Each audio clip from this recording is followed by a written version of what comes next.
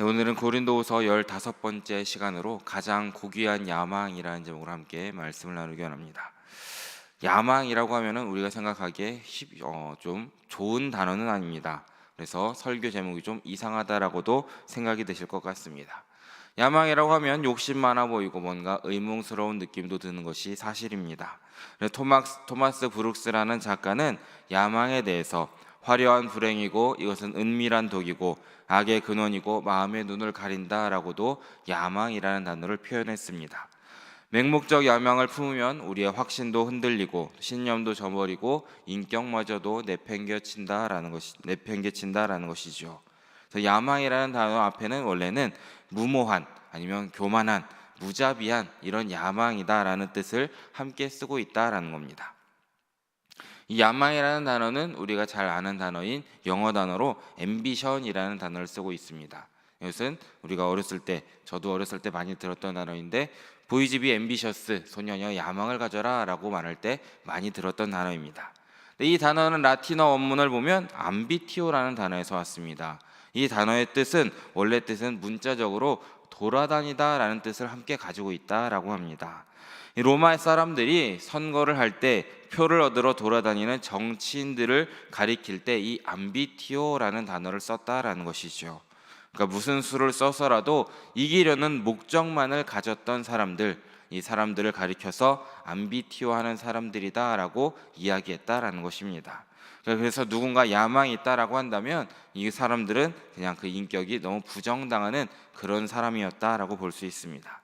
성경을 보면 죄악된 야망을 정죄하는 것도 우리는 많이 보게 됩니다. 하나님께서도 예레미야 45장 5절에서 이렇게 말씀하셨습니다. 내가 너를 위하여 큰 일을 찾느냐 그것을 찾지 말라라고 말씀하신 것을 우리는 말씀 가운데 보게 됩니다. 이렇게 야망이라는 단어가 일반적으로 부정적 의미를 내포하는데도 불구하고 사도 바울은 오늘 우리가 보는 9절 말씀을 보면 이렇게 되어 있습니다. 우리는 힘쓴다라는 표현이 되어 있는데 이 말씀이 영어 원문을 보면 이 also we have our ambition이라고 표현을 하고 있습니다. 우리 역시도 야망이 있습니다라는 것을 함께 말해주고 있는 것이죠. 이것은 적절한 야망이 사도 바울과 함께 동역했던 사람들과도 있었다라는 것입니다. 성경을 보면 이기적인 야망, 이기적 욕심은 금하고 있지만 주님을 기쁘시게 하려는 이 야망, 주님을 기쁘시게 하려는 열망은 금하지 않았다라는 것입니다. 그래서 사도 바울은 이 단어를 부정적 의미로 사용한 것이 아니라 고귀하고 존귀한 것을 사랑하고 추구한다는 그런 긍정적 의미의 야망이라는 단어를 쓰고 있다라는 것이죠.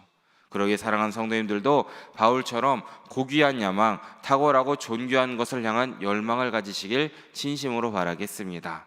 그래서 오늘 본문을 통하여서 거룩하고 고귀한 야망을 마음에 품으시고 온전히 하나님의 뜻대로 살아가시는 우리 모두의 삶이 되시기를 진심으로 바라겠습니다.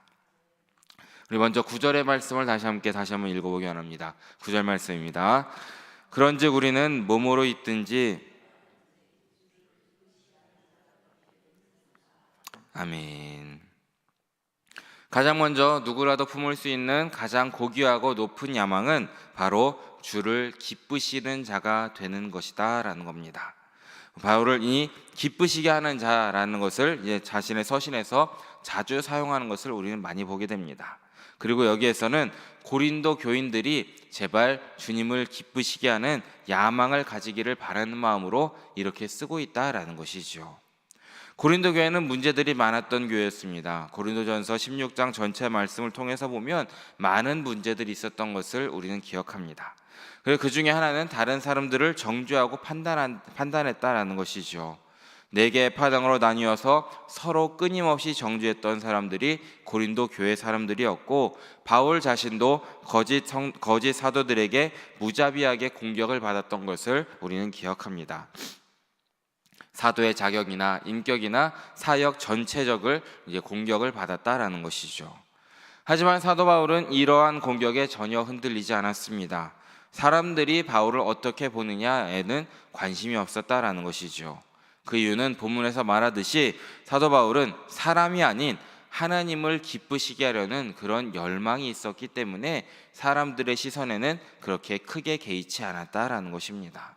그래서 바울은 자신이 하나님의 종이고 하나님의 청직이라는 것을 늘 고백했고, 그렇게 하나님께 책임을 다한 삶, 그걸 통하여서 하나님을 기쁘시게 하려는 그 마음이 그 사도 바울의 마음 가운데에는 충만했다라는 것입니다. 바울은 이처럼 하나님을 기쁘시게 하려는 마음이 고린도 성도들에게 있기를 바랬고, 또한 이 편지를 보고 있는 우리에게도 있기를 바라는 마음으로 이것을 쓰고 있다라는 것입니다. 그러기에 사랑하는 성도님들도 세상의 시선이나 주위의 시선보다는 온전히 하나님만을 바라보시고 온전히 하나님을 기쁘시게 하려는 그 야망을 가지고 살아가심으로써 복음의 청지기로 하나님의 종으로 올바르게 서시는 우리 모두 되시기를 진심으로 축복합니다. 그리고 사도 바울은 이 하나님을 기쁘시게 하기 위해서 내가 최선의 노력과 헌신을 했다라는 것을 9절 후반절에 보면 몸으로 있든지 떠나든지 라고 표현하고 있다라는 것입니다. 몸으로 있든지 떠나든지, 이것은 땅에서 혹은 언제나 땅에서 있든지 아니면 죽어서라도 하나님을 기쁘시게 하려는 그 마음이 충만했다라는 것을 우리는 보게 되는 것입니다. 그래서 사도 바울은 로마서 14장 8절에서도 이렇게 이어서 고백하고 있습니다. 우리가 살아도 주를 위하여 살고 죽어도 주를 위하여 죽다니 그러므로 사나 죽으나 우리가 주의 것이로다. 아멘. 그래서 이 사도 바울은 이 땅에서 살면서 어떻게 하면 하나님을 기쁘시게 할지를 고민했고, 그것을 로마서 12장 1절에서는 이렇게 고백하고 있습니다. 함께 읽어보겠습니다. 그러므로 형제들아,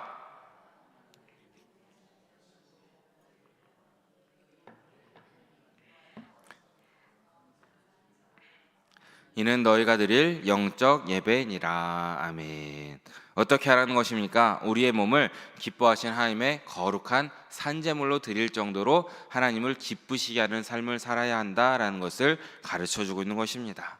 바울은 이렇게 이 땅에서든 또한 주님의 나라에서든 어떤 모습으로든 하나님을 기쁘시게 하려는 야망을 갖고 있다라는 것을 우리에게 가르쳐주고 있습니다.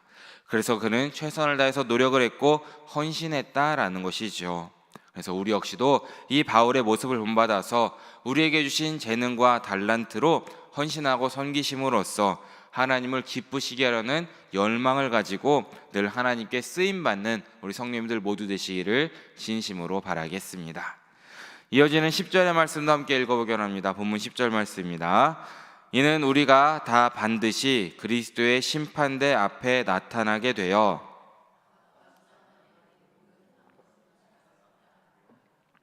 아멘. 바울이 이렇게 고귀한 야망을, 이 하나님을 기쁘시게 하려는 야망을 품었던 것은 예수님께서, 주님께서 친히 바울의 마음 깊은 곳을 꿰뚫어 속속들이 알고 계시고 때가 되면 드러내신다라는 것을 알고 있었기 때문에 이런 고백을 하고 있었던 것입니다. 그래서 이 일이 반드시 다 그리스도의 심판대 앞에 나타나게 될 것이다 라고 고백하고 있는 것이죠.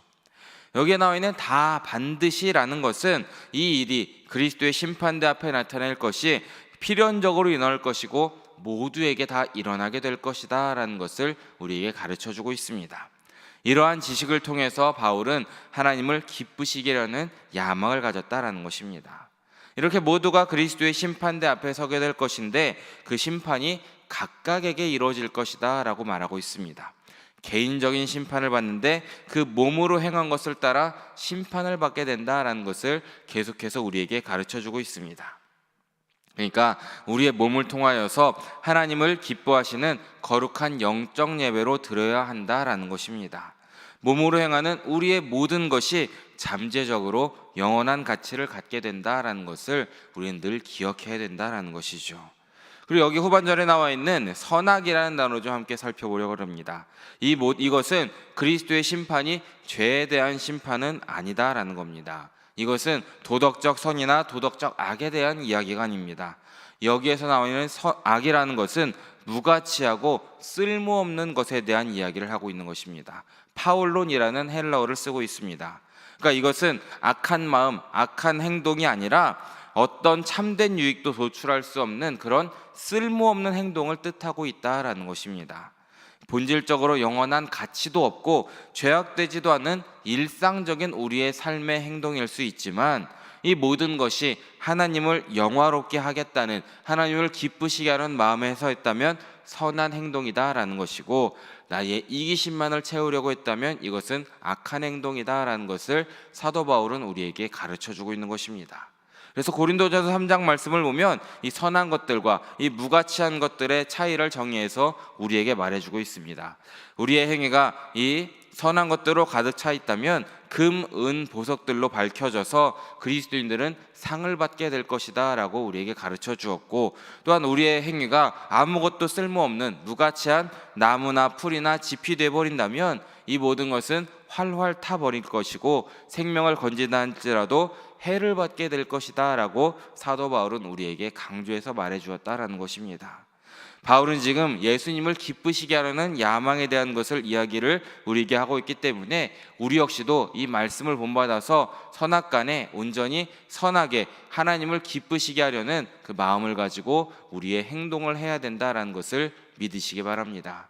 그리고 그것이 모든 것이 때가 되면 우리에게 더욱더 좋은 것으로, 하나님의 더 크고 좋은 것으로 책임져 주신다라는 것을 기억하시는 우리 모두 되시길 진심으로 바라겠습니다.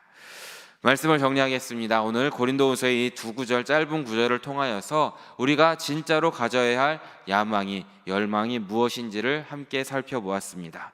그것은 이기적이고 나만을 위한 욕망이나 욕심이 아니라 온전히 고귀하고 멋진 하나님의 나라를 위한 야망, 또한 영원한 집을 향한 야망, 하나님과 동행하겠다라는 그런 귀한 열망을 가지시는 우리 모두 되시기를 진심으로 바라겠습니다. 그래서 우리는 이 땅 가운데 살면서도 거룩하게 살 수 있도록 노력하시기를 진심으로 바랍니다. 우리의 삶의 모습으로 예수님을 전할 수 있어야 한다라는 것이죠. 그리고 이 행위야 우리의 삶의 모습대로 하나님께서는 우리에게 상급을 차곡차곡 쌓아 주실 것입니다. 우리 모두가 사도 바울처럼 이 나아가서 순회 사역자의 삶은 살지 못할지라도 오늘 말씀을 통하여서 더욱더 마음 가운데 주님을 향한 야망을 가지시고 삶으로 예수님을 전하시는 우리 모두 되시길 진심으로 바랍니다. 그러므로 진심으로 하나님께 잘했다 칭찬받는 사랑하는 영일의 성도들 모두 되시기를 진심으로 바라고 축원하겠습니다. 함께 기도하겠습니다.